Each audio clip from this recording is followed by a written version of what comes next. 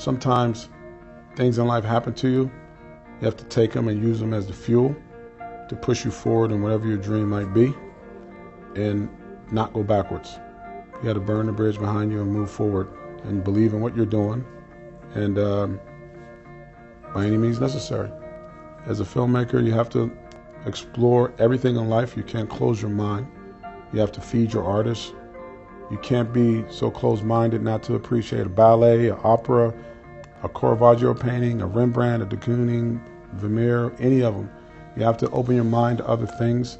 You have to feed your artists and not let anybody put you in a box ever. What's it about? It's really about the movie.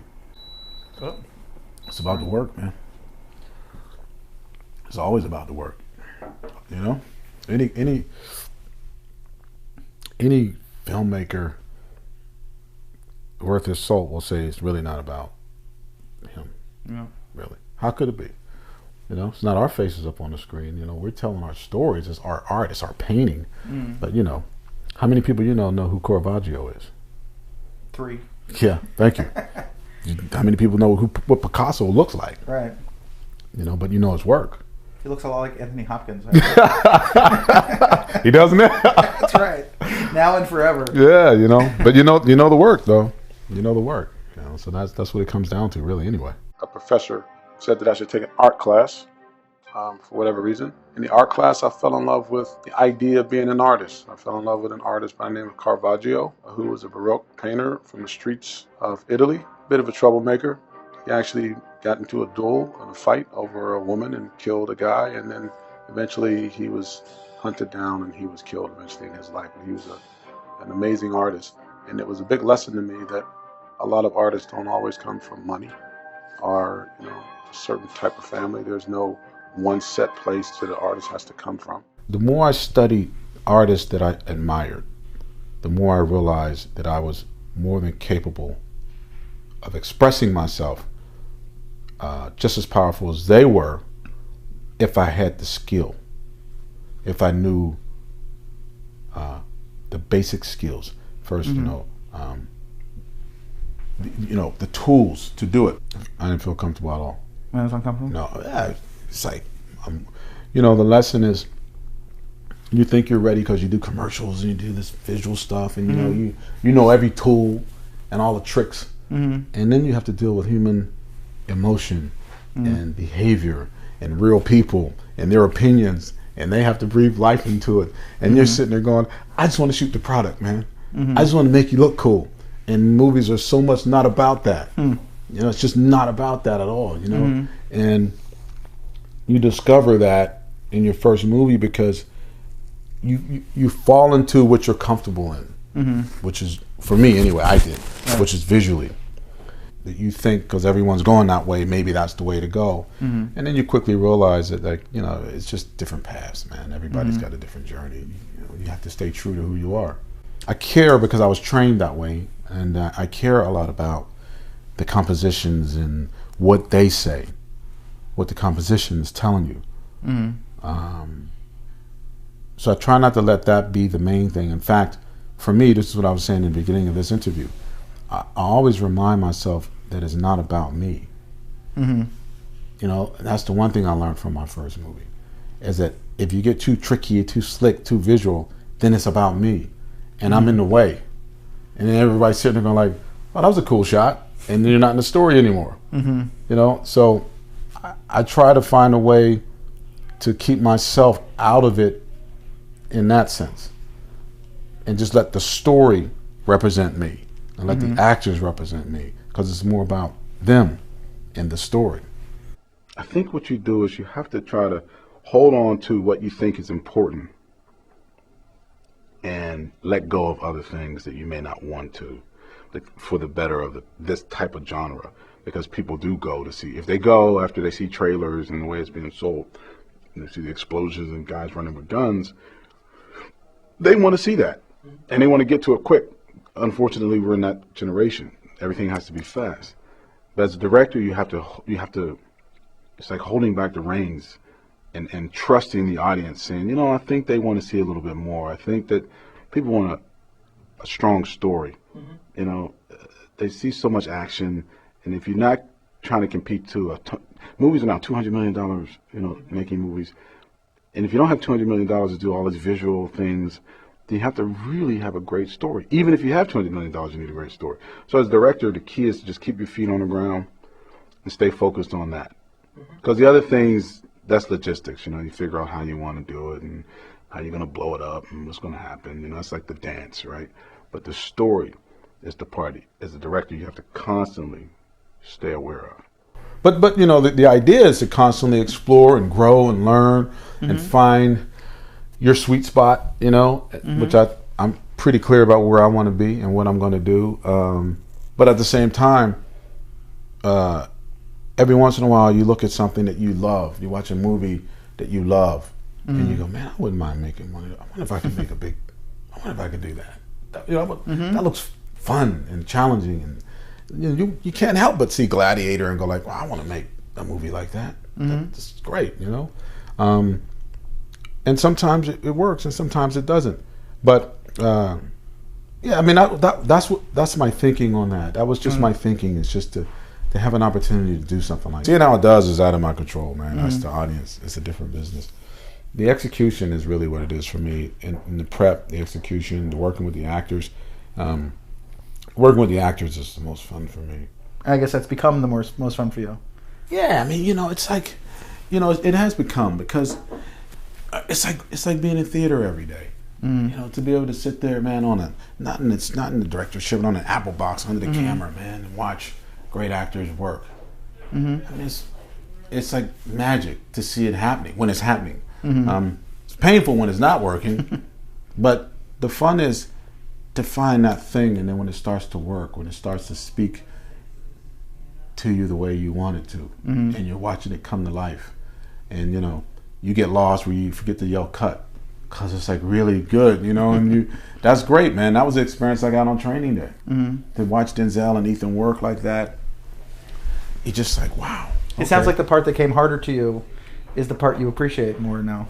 Exactly. Yeah, because that's getting back to real human emotions, human feelings, and psychological makeup, and all those things that we deal with day in and day out.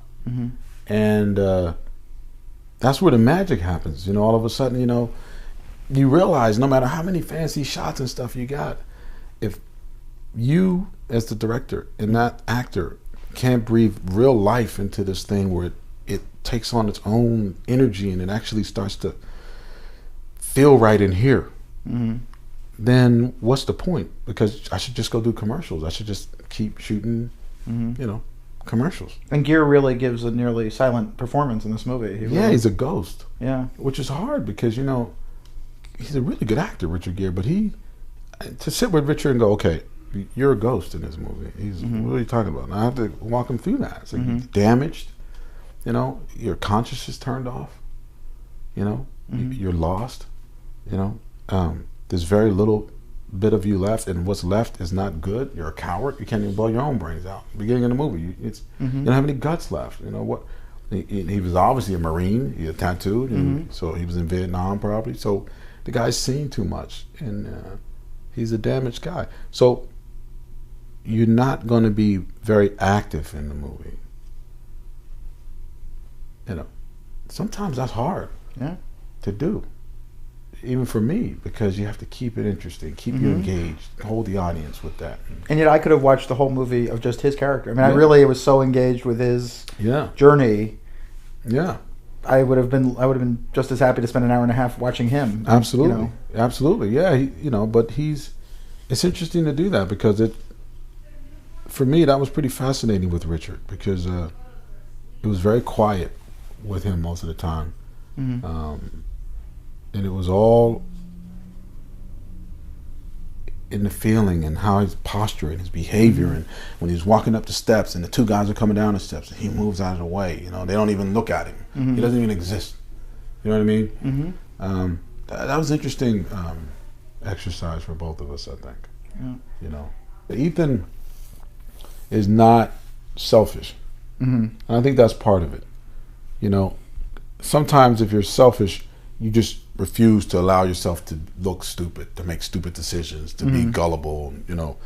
But he's pure actor. So if I say to him, this is a guy that's not the brightest guy in the world. He's a honorable guy. He doesn't lie to his wife. He's a good friend. He probably was a jock in school. He became this cop. He's a really good cop. But he makes some dumbass decisions. And he's just not the smartest guy in the world in that light. He gets it. Then that's the guy.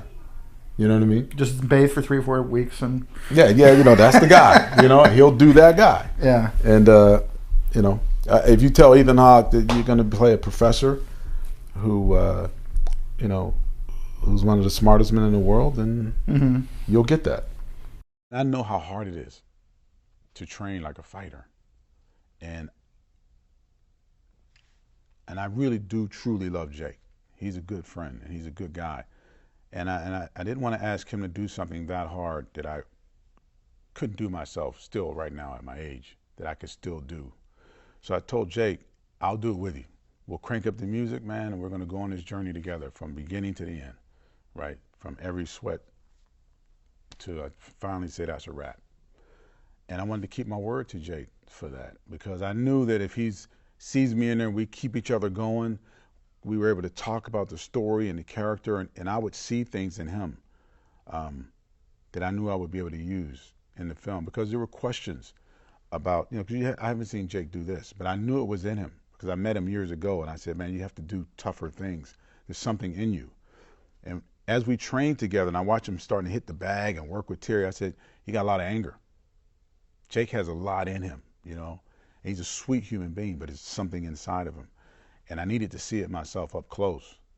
So I knew the more we would train together, not only would he get in shape and understand the world of fighting and boxing and sacrifice, that I as a director would see things just because he was becoming Billy Hope. That guy really goes to another place, you know, so he gives his heart, which is all you can ask for, you know. And he's skilled. He has the skill. He's been doing it since he was a little kid. So he has that. Now it's just, he just gives his heart, and the skill just, it's a natural for him, like a fighter.